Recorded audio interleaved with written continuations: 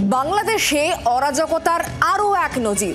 মুক্তিযুদ্ধে মানবতা বিরোধী অপরাধে দোষী সাব্যস্ত জামাত নেতার ফাঁসির সাজা মকুব করা হয়েছে, আর জেল থেকে বেরিয়েই হুঁশিয়ারি।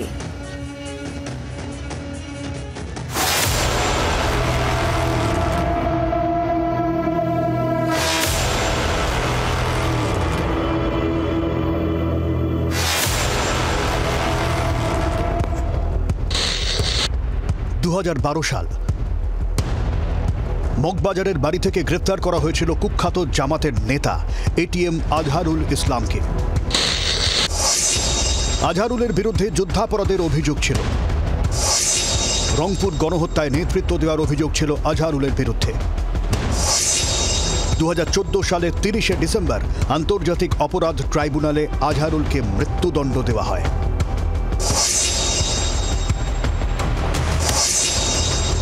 সেই মৃত্যুদণ্ড খারিজ, মুক্তি খুনি আজহারুলের।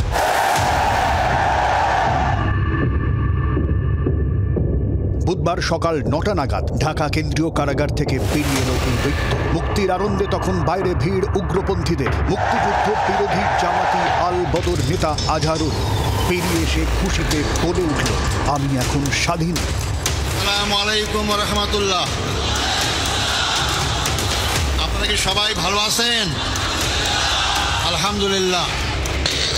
আমি প্রায় 14 বছর কারাগারে থাকার পর আজকে সকালে মুক্ত হলাম। আমি এখন মুক্ত, আমি এখন স্বাধীন।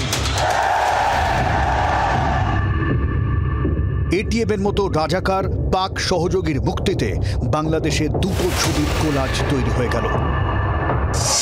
যুদ্ধাপরাধীর হাতে ফুলের তোড়া আর মুক্তিযোদ্ধার গলায় জুতোর মালা।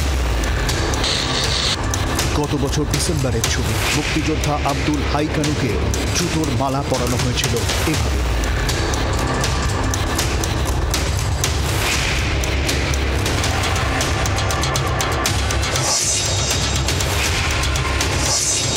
জামাত শিবিরে উচ্ছ্বাস। আজহারুলের মুক্তির দাবিতে এর আগে একাধিকবার মিছিল করেছে তারা। লাগাতার ইউনূসের ওপর চাপ তৈরি করে গিয়েছেন জামাতের আমির শফিকুর রহমান। এটিএমের মুক্তিতে জামাত শিবিরের দাবি, এতে ন্যায় বিচারের প্রতিফলন ঘটেছে।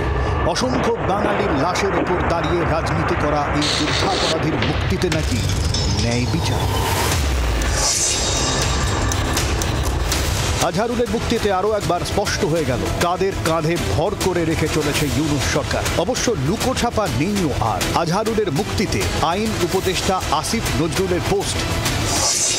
এই ন্যায় বিচার প্রতিষ্ঠিত হওয়ার সুযোগ সৃষ্টির কৃতিত্ব জুলাই গণ আন্দোলনের অকুতভয় নেতৃত্বে। আরও একবার স্পষ্ট হয়ে গেল জুলাই আন্দোলনের ভাবনা।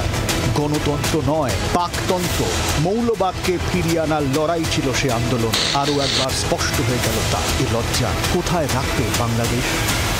ব্যুরো রিপোর্ট, জি 24 ঘন্টা। বাংলার আওয়াজ, বাঙালির আবেগ, জি 24 ঘন্টা।